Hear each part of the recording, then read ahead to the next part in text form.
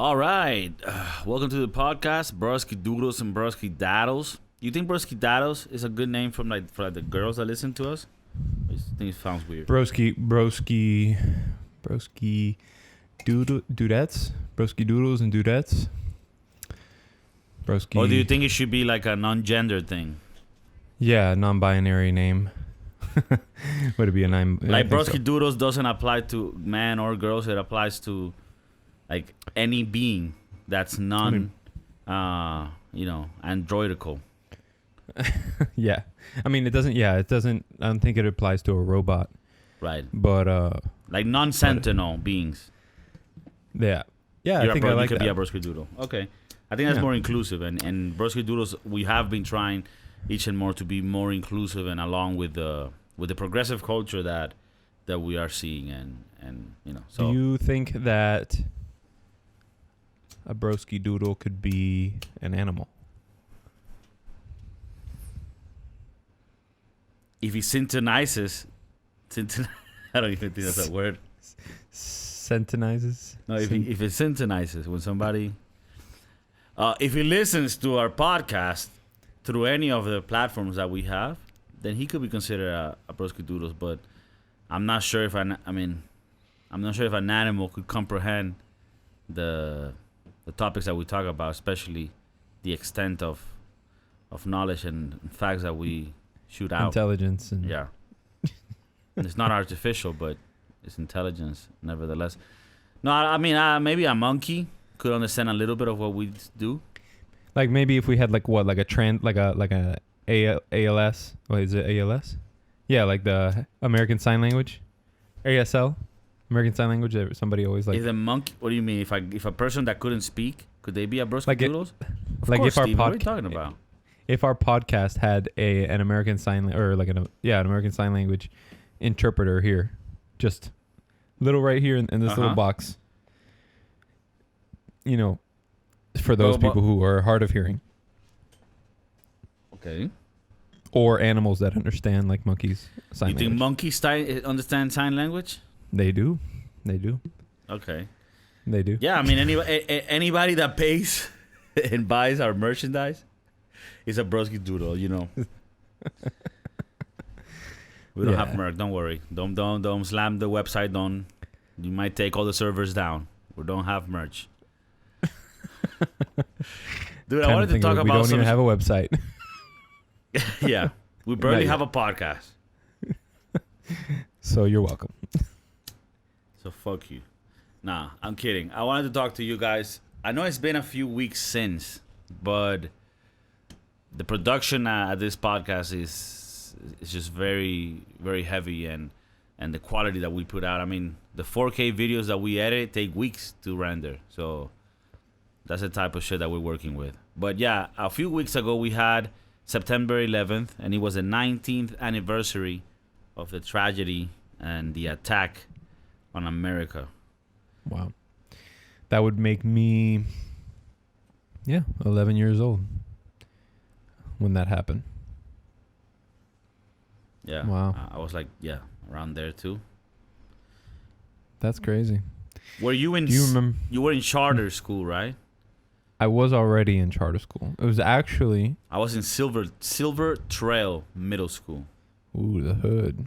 No, I'm kidding. I don't know what that is. You don't know what that school? No, I know. I know the school, but I don't know if it was a bad school or not. I mean, is it really bad back then in the early 2000s in middle school?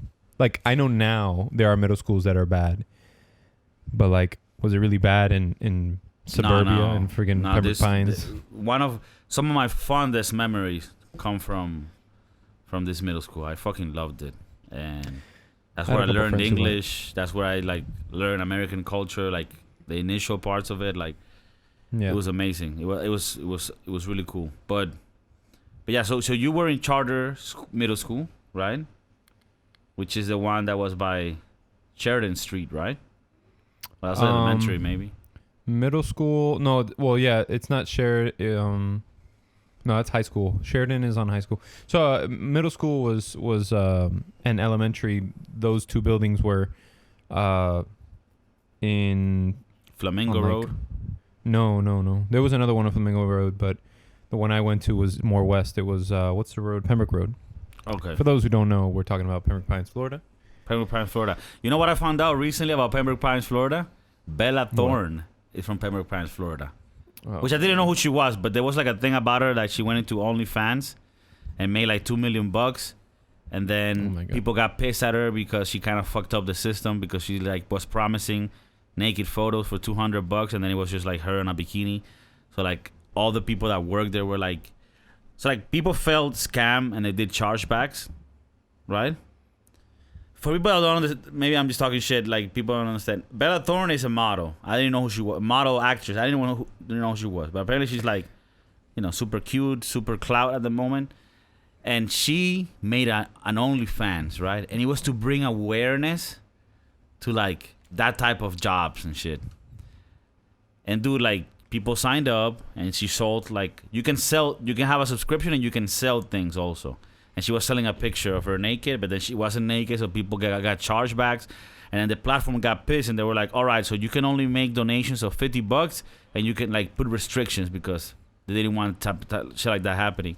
And then everybody else that actually does honest naked picture work are like, yo, what the fuck? Like, let me get my money. But anyways, she's from Pembroke Pines. So they stopped. So did OnlyFans stop their business the way it was because of her? Did they just stop her from doing it that way? No, they changed the system. So before, like you have a subscription to like a page, and you see some things, but then you can also tip them. It's like a weird transaction thing where you tip them and then they give you stuff. So a lot of people work with this. Like, okay, tip, and I send you this video tip. So like some people you could tip whatever you wanted. But because she was asking for a $200 tip or $200 payment for some shit that she didn't deliver on, the page, to protect themselves from people like feeling that they got ripped off, they lower the amount that you could like do on a transaction for something, and it's $50. So there were other people that were legitimately like sending, videos of them sticking, doing whatever, doing some work, like hustling out there for like $500 or whatever, and they cannot. They have to $50 now. And then she get off the page and she's like, I'm sorry, I was bringing awareness. She made $2 million on that. And she didn't even show a titty. So I'm just saying. So she's from Pembroke Pines, Florida. For people who don't know what Pembroke Pines, Florida is, that's Pembroke Pines, Florida for you. And to reel it back, that's some online terrorism right there. To bring it back to what? To September 11th. Oh, September 11th, right. Which is not a joke, but this girl is a joke, obviously. Yeah. And the only reason I know who she is because I don't know. She went to California, or she started dating this girl named Tana Mojo, which I absolutely fucking hate. And I don't hate her. Maybe I don't know her enough, but I know her enough to know that I hate her. I listen like she. That's a bit of a contradiction there, but you're like, I don't hate her, but I know her enough to know that I hate her. Yeah, I don't know her personal life, but whatever she puts up on YouTube and the very little that I've seen, I absolutely hate. She actually thought. So this girl's a lesbian or bisexual? Yeah, well, undefined. Yeah, Hollywood. Yeah, undefined in Hollywood. Yeah, she's Hollywood is what it is. And this girl, Tana Mojo, she's like, she whatever. She was somewhat cute. She started doing like, I guess a little bit of makeup or whatever, but then like she just started being like this really annoying Gen Z girl, and like her voice is just, it like pierces like blood. And who is she going now with right now? Nah, all right, so we're going back to she thought so much so that she could, VidCon is like the YouTuber convention, or at least one of them, like Playlist Live and VidCon or whatever. She thought that she could do a Tana Mojo, like a TanaCon. And she ended up like doing this like her own convention based around her own people. And like she actually did the same thing that Bella Thorne did. It must be like a thing. She promised all this seating, all these merch, all this, all this, that. And it ended up like people were like standing out in front of a hotel, like over 50,000 people, sweating, dehydrating. You know what I'm saying? Like it was bad. Like so, she fucked over like people. Yeah, telling her that she was gonna do some shit, and then. Exactly. And so what I'm trying to say is I personally think Bella Thorne, Tana Mojo, and anybody who falls under this category and the kids that like watch these people like are being swindled, you know? They're just being swindled. Swindled. So, yeah. Okay. Anyways. So that's Pembroke Pines, and that's what we're talking about. But in any ways, what were like when this happened? Do you remember the day that 9/11 happened? I believe it happened. Well, it definitely happened during school, and I remember that I was in my English class, 6th grade, and we were watching it on the TV. And you know, when you're that young, you're like, "Wow, that sucks. Like, what's happening? Oh my god!" But then, like, all of a sudden, kids started getting picked up from school, and like people were like picking them up from school. I guess people really thought it was the end of the world, including myself. They ended up picking me up. My mom ended up coming and picking me up, and then we were just like sitting at home watching this for hours, and the developing of it, and you know, and that was first tower happened, and I think I started watching the TV after the second tower hit, because that's when people really started realizing it was like an attack more so than an accident. You know what I mean? Damn, that's crazy, bro. I remember it's crazy and it's cliche, but it's crazy how memory can fail at so many times.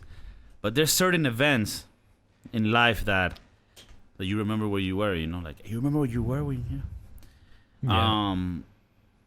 I remember exactly where I was. I remember we had just gotten out of our first period class in 7th grade. And I was going to history class, the second period. And it started around like 8:45. Okay. And we're going in, and I remember the teacher was a history teacher. It was this big black lady. Super cool, super funny. So we're going to history class. And when we're entering history class, you have the big TV on top of the little pusher thing, the little cart. Yeah. For the youngin' ones, back in the day, well, not that long ago, but like 19 years ago, when you watch movies or whatever, you know, it's a big ass TV. And the TV wasn't big like in size of screen. It was big and like size of the whole thing, like just being a big clunk of metal. Yeah. And it had to be brought like in a little cart. Yeah. And so, but the thing is, the size of a car motor. The ironic thing is, whenever you saw this cart in your classroom, you're like, "Fuck yes, we're not doing work. We're gonna watch a movie," right? Yeah. Most of the time it was some shitty ass movie, but at least you didn't do shit. And that day we go into class, and the thing is on the news. The first plane had already hit. So we're just watching it like what's happening? And then she starts actually like telling us like what's happening. I couldn't even wrap my head around it. I don't think I understood it really what was happening, you know? Right. 2 days ago, my girlfriend sent me some shit on Twitter that she saw, and it was like the actual videos of the towers hitting, of the planes hitting the towers. Mm-hmm. And I was just like, fuck. It's been so long since I saw it. And I don't think man, it's crazy when you see it. It's super intense. It's really sad. But in any case, we're in the classroom. She's telling us what's happening. We're like freaking out, but we don't really know what's going on. We're very young. And then around 9:15, like 30 minutes later, is when the second plane hits. And I see that she turns off the TV, bro, and then shit just starts like going down in the school, and then kids start being picked up and all this shit. I remember my mom picked me up too. It was kind of funny though, in the sense that, okay, so what? All planes are gonna fall, and like, I mean, what's the chance that your school is gonna have a plane going? I mean, it's just weird, but I get it. It's a place where there's a lot of people in it, so. Yeah. But the second hit of the second plane also confirmed that this was a terrorist attack, that it wasn't an accident. Right. And that's when shit like goes bananas. You remember? You remember that part? You see that also live?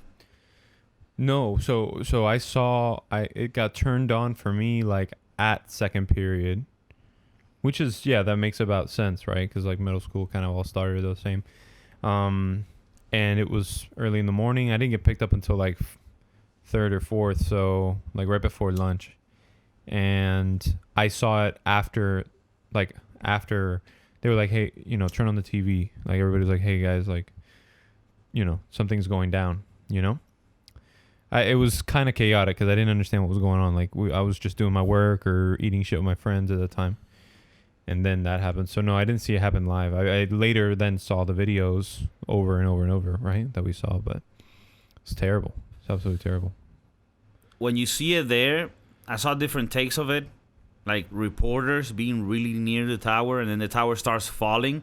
When that shit starts falling, bro, it's like panic, bro. It's crazy. It's crazy. Yeah. And the amount of debris that like... Yeah, it was... I think it did more damage. I mean, one thing was the explosion, but the other thing was like the collapsing of this enormous tower, And they both And collapsed. Actually, just the other day I saw, I guess in memory of, really, but there was a video of this firefighter and this police officer and like maybe I don't know, 10, not even 10 blocks away from the building. And they're like doing something on the ground. Like they're looking probably like, I don't know, a manhole comes up or whatever. And then all of a sudden you're like, whoa, like you hear a plane go over, and you don't hear that in Manhattan. You don't hear. Bro, let me. I'm going to show you, bro. Because I actually have a video. I'll share it with you guys. I'm gonna put this. You'll see this on the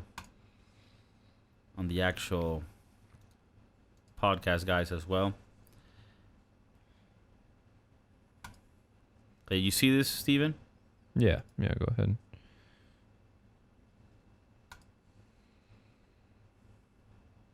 Oh, that was the second one. Boom. Yeah. That's the second one there. This is when it gets confirmed. Like, oh shit. You can see the other, those buildings are like really classics. Psh, this type of angles is insane, bro. Yeah. And it was right at the time where like they were started to be like phone cameras, or camera phone, or, Yeah. Oh my God, what an angle. Then obviously. I'm watching this in the memory often because it's really shocking. Obviously, this is not in any bad taste. Or funny. This one, bro, the guy's like, we're very close. And then he starts falling. And he's like, we need to get the fuck out of here. Like, you're going to see, man. And then you have policemen and firefighters going in, trying to help people. Yeah.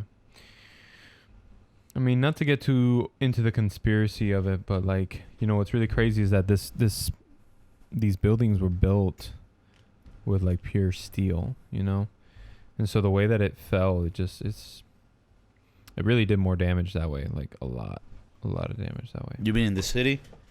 Look at this guy. He's like, this is the closest that we can get, and then he starts collapsing. Look how close he is. Yeah, and then the right one starts collapsing. The right one starts collapsing, and he's like, "We need to get the fuck out of here." I wonder if he's okay. I mean, obviously this is a compilation, but like, yeah, look at this. Yo, look, when you go back, look at that shit falling. It's right there. It's insane. Look, it's like a fucking cloud of insanity. Yeah, when you see when you see certain angles, you see the massive structures that they were. Yeah. Yeah, they are massive. And when I'm looking at them, like, oh my God, yeah, you see like everything's falling down because that's the other building behind it. Yeah, I really hope, I mean, hopefully viewers are watching this on YouTube. If you're going to listen to our podcast, this is definitely one of them that you should definitely check on YouTube so you can see what we're looking at and understand what we're saying. But I mean, you obviously know what was happening. What was happening, and it's really, really sad. It's really a lot of people lost their lives. I was talking about this with a coworker of mine, and like the new structures the new structure that's there, there's like in the memorial, there's like a small room. I don't know. I haven't been there yet, but I've been outside of it. But there's a small room, and inside the room, there's tons and tons and tons of thousands of pictures of all the people who lost their lives, and it's pretty moving to see, and remember that sort of a tragedy that happened. You put faces to people, you could just look at these photos and see the families and everything like that, and it's... Yeah, man, it's crazy. It's definitely... yeah. No, sorry. Definitely just... No, I was just saying it's just definitely one of those things that, like, it makes you think, and it brings out, like, really deep emotions for those people, even those people not involved or not related to anybody there. And I can understand why we have, or at that time had such a like a force pushing us to make this right. I'm not saying that I believe in war or anything like that. I'm just saying that I do believe that, when somebody hurts your family, and in this case, your country, and your people, mm-hmm. It's like you'll do anything to, like, make it right, anything to seek that justice. So yeah, I mean, obviously, in the case that it isn't a conspiracy, which I don't think it is.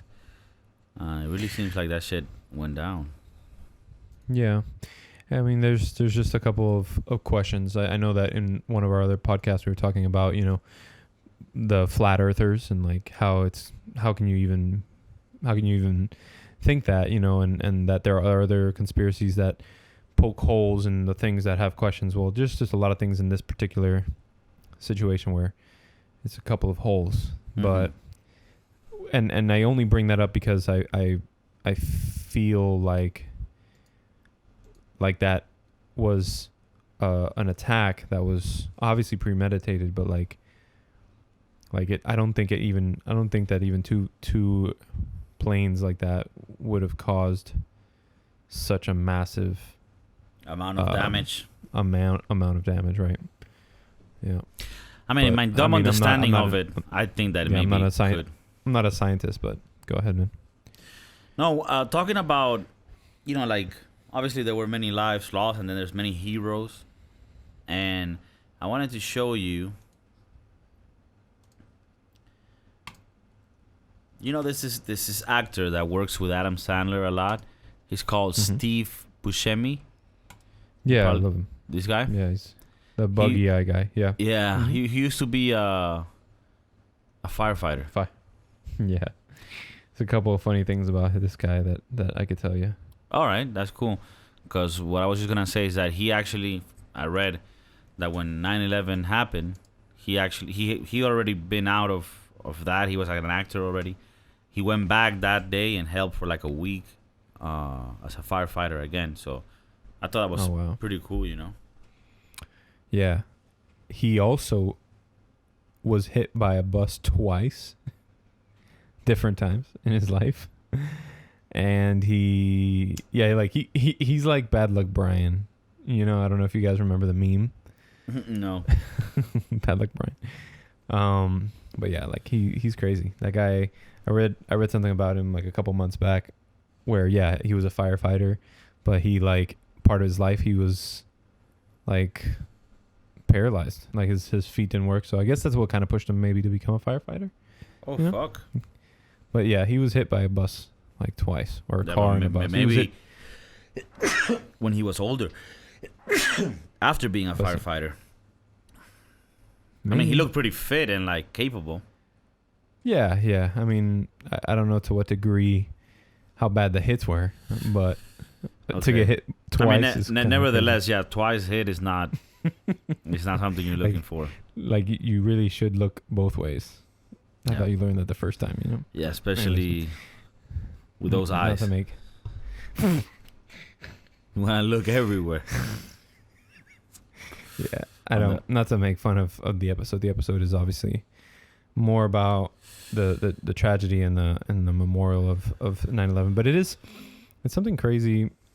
to think that these things are happening, like it seems like this event wasn't that long ago. It's so vivid in everybody's mind, but then you just pointed out it's 19 years ago, like I'm a very different person than I was 19 years ago. So I thought that's kind of, it's one of those big points. It's like history turning, obviously, but like history that you're part of, I guess some people like feel that way maybe for like World War One and stuff like that, those veterans, but like this is something that's a little bit closer. And like you said, it's more documented, Yeah, well, what's crazy about it is there's so many, like we saw right now, there's so many angles on this because there were already people with phones that had cameras, and it was just a lot more documented. I think I've mentioned this before, maybe on the episode we did on Gabrielo Princip back in the day, that World War One was, I've been reading a lot of it and listening to podcasts about it. World War One was insane, like the amount of shit that happened, the cruelty, the deaths, it was nasty. It was a really nasty, cruel war, but we really don't have much documentation of it. And when you look at people thinking about the war, they really always think about the World War II, because optically you already had cameras, so you actually have videos, and you had more modern weaponry. So it looked like the idea that we have of war is from World War II. World War II. But World War One, just because we don't have that many pictures of it, then it was brutal and insane. But yeah. Yeah. No, and also, like you said, the weaponry was much more advanced for World War II. World War One, I part of me wants to say that I believe they still had like bayonets on the end of their guns and stuff. Like they actually, I guess what I'm trying to say is the way they had to defend themselves was much more barbaric than it is now, Bro, that's probably why one of the reasons why the Germans were able to like do a lot of damage on World War One is because the Germans were actually modern. Like a lot of the shit you see in World War II, the Germans had it on World War One, or some of them. Not the planes and things like that. That came after, but a lot of like the infantry and weaponry, they had like things that like blow like a cannon and just kill shit. And the guy that was telling about the story was talking about like the French, for example. Yep. In 1914, when World War One was happening, they were still wearing the same attire from like 100 years back in 1814, which was like this very colorful uniform with like a fucking white thing, like, Yeah. And was that World War One? Yeah, and they say that shit, wow. Like they quickly learned that this was a new era of war, because like they were gunned down so easily, just because like this was now war where you're camouflage, where you're in trenches. This is not like, fucking gladiator type shit. Not even, but you know what I mean? Like yeah. Oh, you looking like peacocked. You looking like a peacock out there, dog. We're gonna fucking gun you down easily. And the Germans, dude, people don't understand how close the Germans were in both wars. They caught the world by surprise, bro. In a way where like they had the biggest cannons. They had things that people were like, what the fuck? It was mass numbers literally Germany against the world. Like the world had to get together to be like, yo, can we get together? And we kind of fucking beat them, like almost beat them. Well, not almost. Yeah. We beat them, but very, we almost didn't beat them. That's what I mean. But in any case, so that's war. What was I saying, man? We're talking. No, we were just talking about like the fact that this is a very historic moment, 9/11. Yeah. Oh yeah, and that in these wars it's not as documented or anything, but yeah. Do you think going forward attacks are going to be like? Do you think that people are still? Because one thing that I'm noticing is that war is almost evolving as fast as technology. Obviously, I know that there's a correlation there, But what I'm trying to say is that like you said, before we were running into battle on our horses with a big bright red outfit, you know what I'm saying? And now we're camouflaged, and now we're not even there, you know? Now it's all drone or missiles, things like that. And that attack, what was so hit home for me with that attack later down the line when I was old enough to kind of comprehend was that they did it under our noses. Like they trained pilots here. Actually, in Miami, some of the pilots trained right by my in-laws' house. Fuck. So you know what I'm saying? They brought weapons into the airports. They did a lot of different things that you think about it now. Like, how do you can't even get away with something like that? You can't. Whoa. 9/11. 9/11 changed airport security worldwide. Yeah. I mean, but I guess what I'm saying is that do you think that attacks are going to continue to be intimate like that, or do you think that terrorism would be? I mean, it's scary to think, but it's gonna. I hope that it doesn't go this way. But like, you know, bio warfare, or like, you know, maybe even psychological in a way, right? That's interesting that you touched this topic, because I was actually thinking about this shit recently. And let me go. You'll be surprised. First, let me clarify something, or like regarding the type of attacks that happen on a plane. I see it very unlikely for that type of attacks to happen again, just because it's practically impossible to do it. You cannot take over a plane these days. Like, after 9/11, like, these are facts that I've read. Like, this is for reals. Like, after 9/11, once the captain gets into the cockpit and they close the cockpit, that door doesn't open until the plane lands in its destination. And if shit was to go down and they tell the captain, like, hey, open up the cockpit or we're going to kill people, which I think in one of them, something like that happened, where, like, they told the captain, like, open the cockpit, we're going to start killing people. They're like, the procedure that we're always going to follow is we're not going to open the cockpit because, I mean, yeah, this guy could kill the 100-something passengers that we have inside, but if they take control of the plane, they can kill thousands of people. So that's never going to happen again. Now, you know what I think is a new warfare? It's a very cold... Actually, something that suits the action of it will be... You know how there's a Cold War?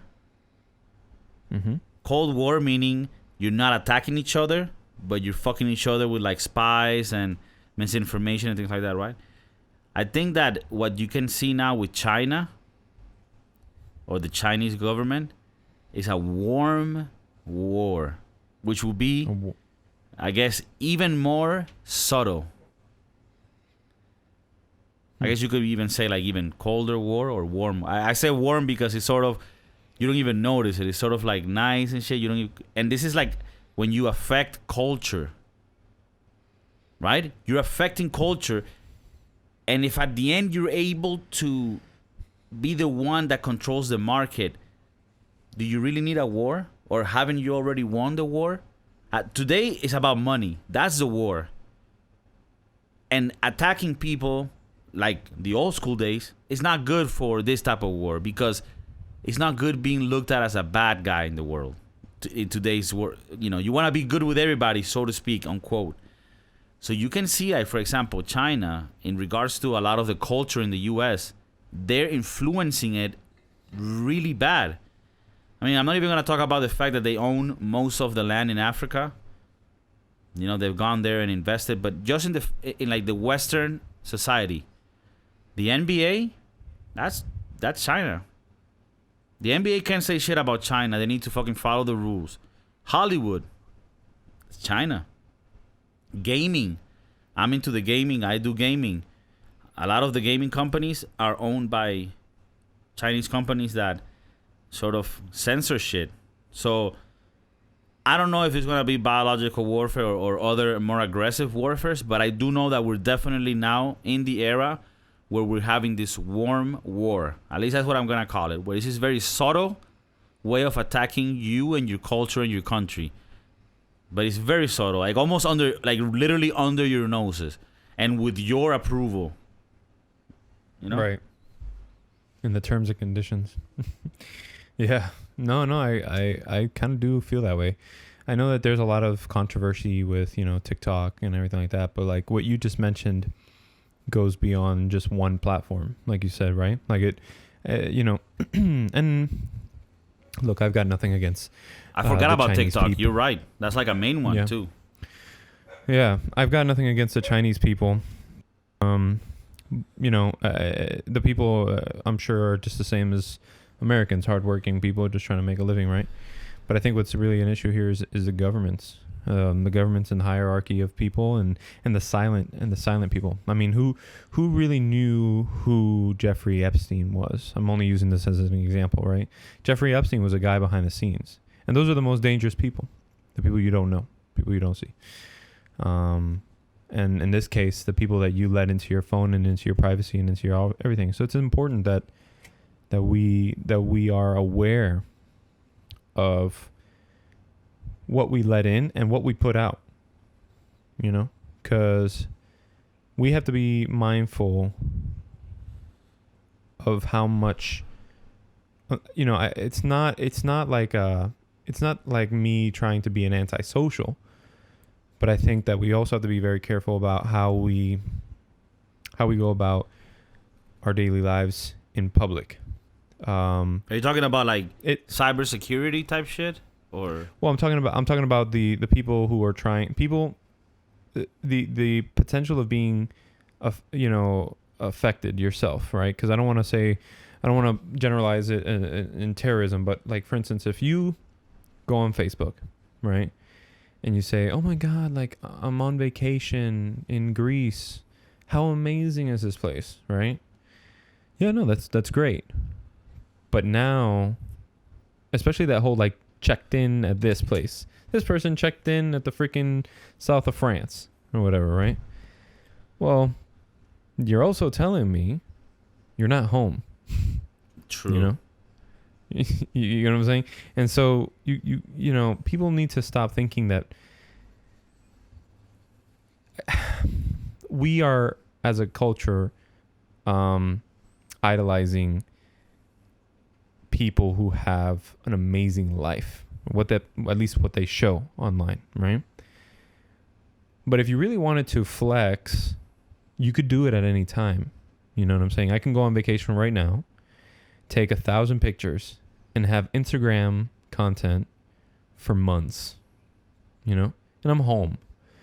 But the moment that you start doing stories, start doing lives, these new platforms that people want to like just jump on because it could bring them clout.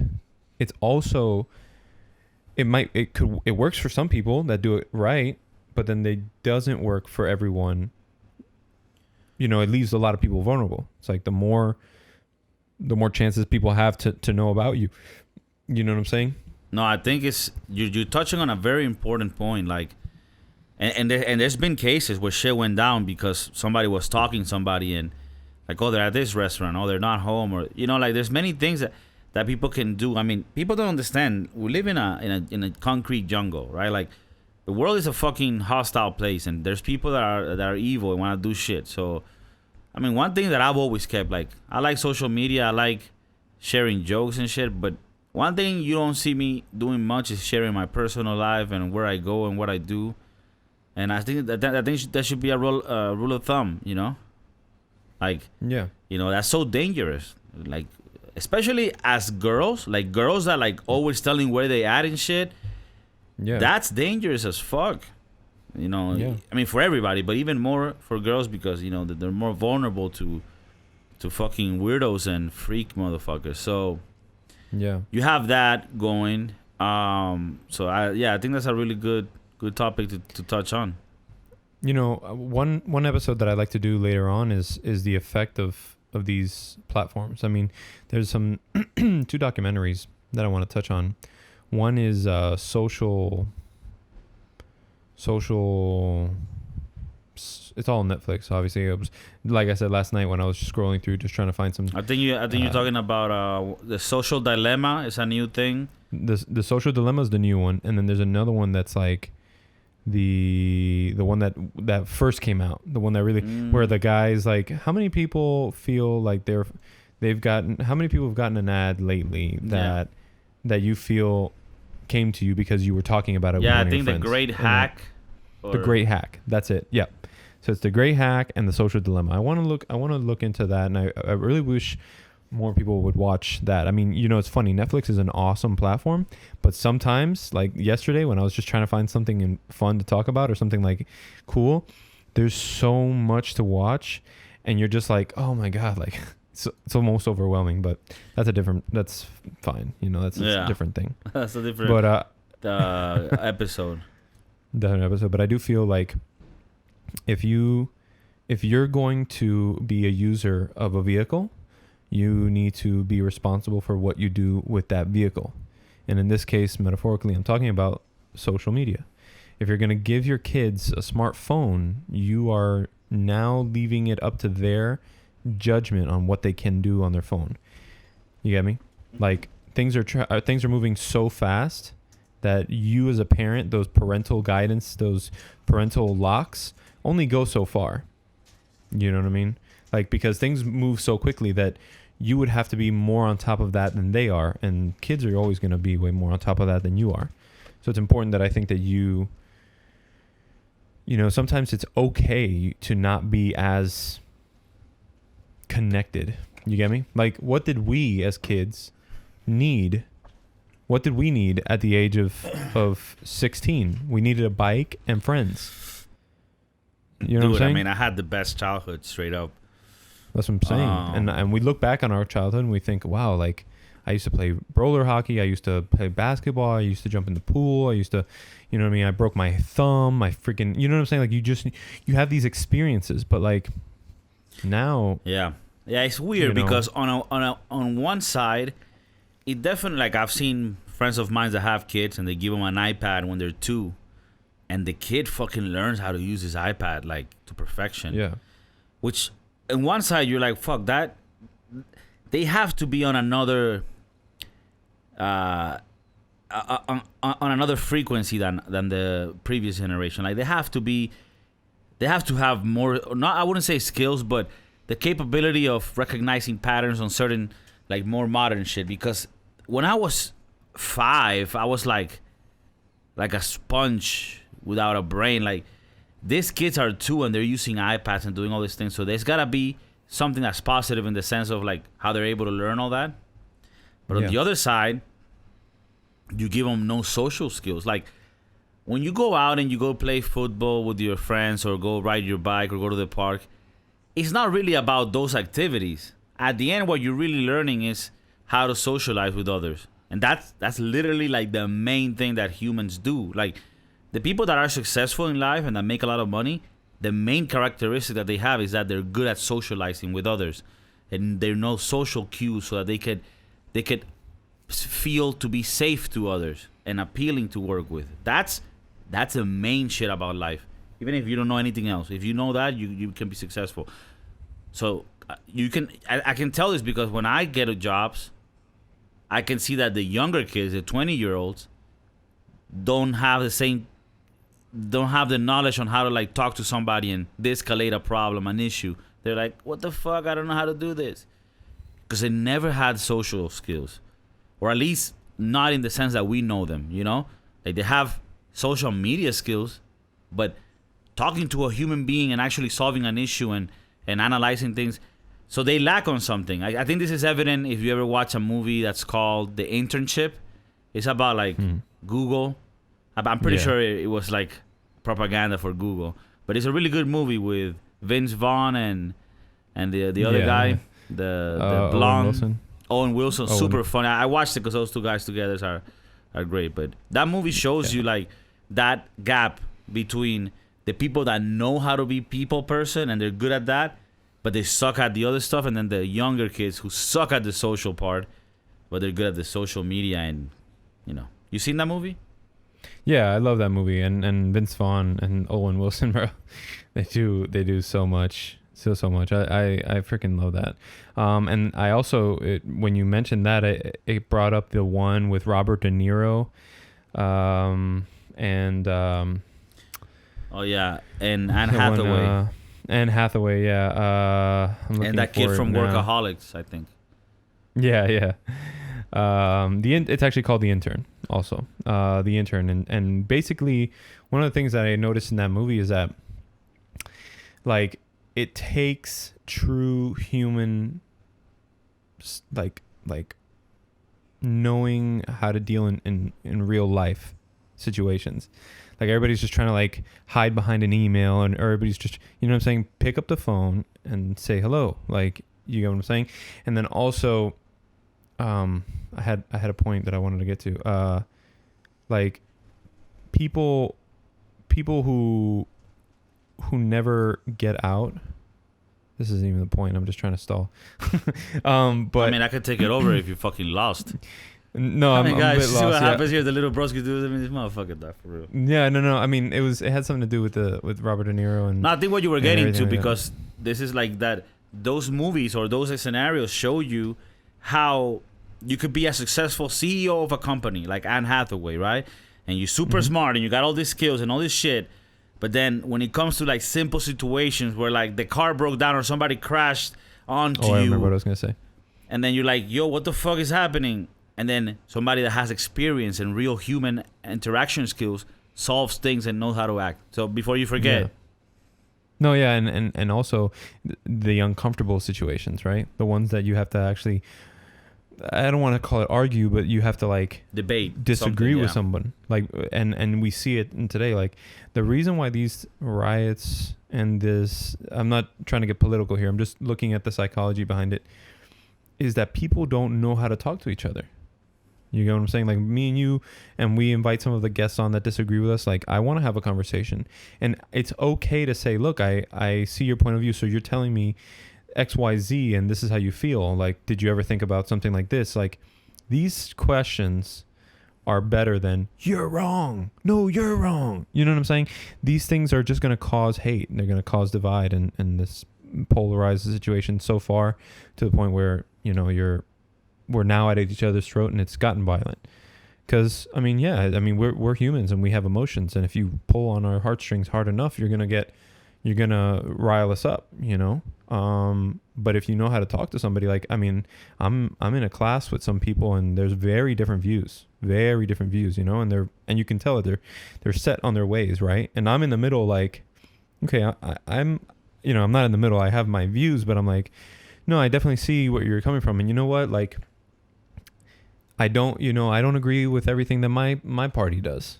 Like, that, saying something like that is better than, well, what the heck do you mean? Your people do this. You know what I'm saying? And I guess that just comes from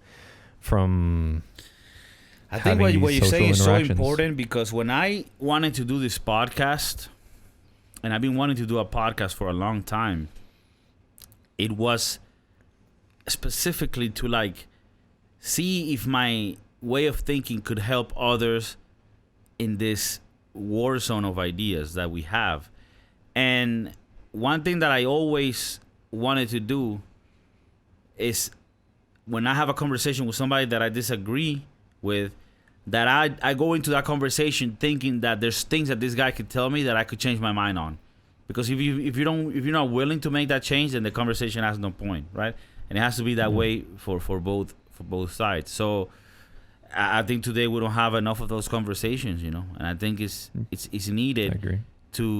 And also, I also thought, whenever I don't disagree with someone, if I just go and tell them like, right, but you don't understand economics, man, that shit cannot be paid for, but you know, this is they're gonna fucking come, you know, they're gonna bunker up and get us hostile.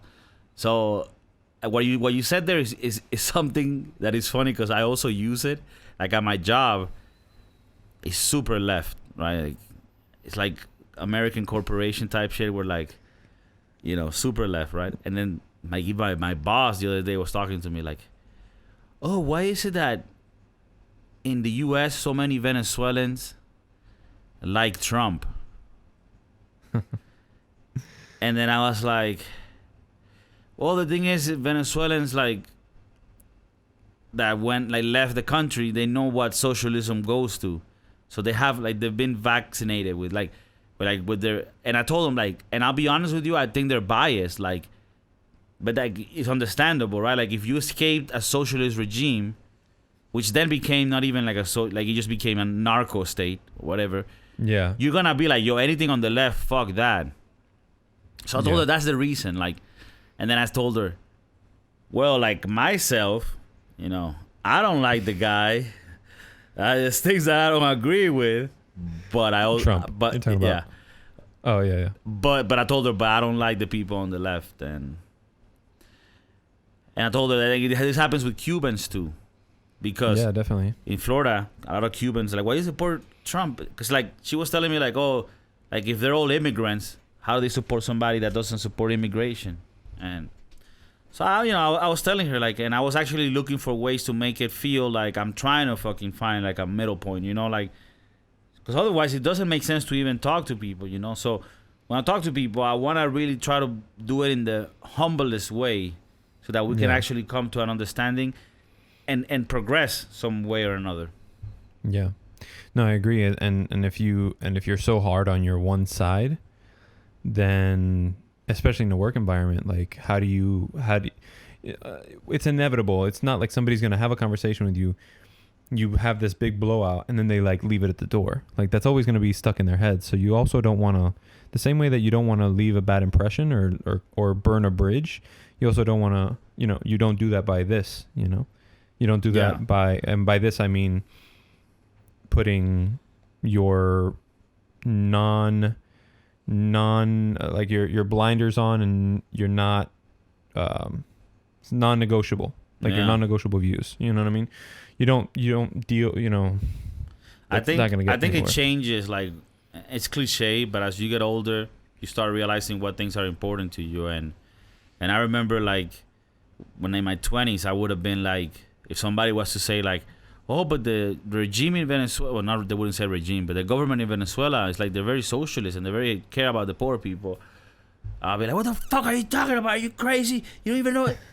But nowadays, if somebody from another country is talking to me and it's not really clear, I mean, today is more clear than ever, but if they just don't know, they're like, oh, Venezuela, so I heard there was a socialist guy. Is that good over there? Like, it's stupid for me to be like, bro, you don't even know. Like, no, this guy, he's trying to be nice and ask about something that to make a conversation on. So like, right. And I've seen Venezuelans like get on some people and they're like, oh, but I support socialism. Like, why isn't it good there? It's like, this guy's probably like lefty on a normal country. It doesn't mean that he supports what's happening. He just doesn't know. Like, be nice and actually appreciate somebody who's giving a fuck and actually explain to them the situation. Like, oh no, actually, oh, you're from the left, maybe? Okay, but no, this is not like the normal. Like, this is like just fucking pieces of shit, right? So this happened and this happened and this happened. That's why I had to leave. People have died. People don't have food. And then that guy is going to leave and going to be like, oh, fuck. Now I know this shit. And whenever they talk about Venezuela, they're going to be like, oh, I met some guy and he told me that shit is fucked up. And so, like, that's the fucking attitude that we need to have with this shit, I think. Yeah. Yeah, no, I agree. And I mean, kind of trying to tie it all. I don't know. I know that we've gone down the road here. Down the rabbit hole badly. Down there. Yeah. But I mean, it's the reason why we had these attacks, other than the conspiracy theories, the reason why we had these attacks is because of disagreement, right? It's because there's this biased view, non-negotiable biased view, and people who have bad intentions are greedy, and as much as that was an actual physical intimate hit, it was also that psychological hit that we're talking about, right? And those people who did the act of terrorizing and taking over and hijacking those planes, they were, for lack of a better word, brainwashed into thinking that because they didn't educate themselves. You got what I'm saying? Yeah, like they didn't have the opportunity. Maybe they didn't have the opportunity. They thought they were doing something good, like the ends justify the means, and Exactly. So no, but I think that what you're getting to is very important. That in any conflict in life, you know, as minor as it could be for like a human or a whole nation, it's about disagreements that we cannot come to an agreement for, right? Like, and in life, I just think that if we were able, if we were to start having conversations with people in a more humble, I guess, pacifist way, and trying to really find what the other person is thinking, and really knowing that the other person most of the time really wants the same that you want. Like the end goal is for everybody to be this, like, better. So like, there's gotta be something that you guys agree on, and you're gonna get a lot further. Not only in that conversation, but as a society, we're gonna get further if we can have these conversations instead of fucking arguing and screaming at each other. And well, the end sometimes means they kill each other, you know, for this type of shit. Yeah. And it's funny, actually, right as you were finishing that or on that topic, I got a text message from my dad saying, just started watching The Social Dilemma on Netflix. Mind blowing. So I'm definitely going to watch it. I'd love to really like get into more technical aspects of like this new digital world. And it all comes down to education, right? I mean, essentially, like education of the want to learn and the want to know the other side. Or, you get me? I'm saying, like, don't learn what you already believe in. Learn what else is a possibility out there. And it's okay if you spent all that time learning what you don't agree with, but now you know, at least you know that you don't agree with that, instead of, you know, blindly saying that you disagree with it, and then have someone hurt your feelings because your lack of knowledge on the topic, and then things get worse. Right. You know what I mean? So. No. That's the end goal. Hydration. No, it's to be cool with everybody and try to find a fucking middle point. All right. So, thank you for tuning in. I hope that you enjoyed it, Stevie. Thanks again, bro. I love y'all, Broskiedoodles. Till next time. Peace.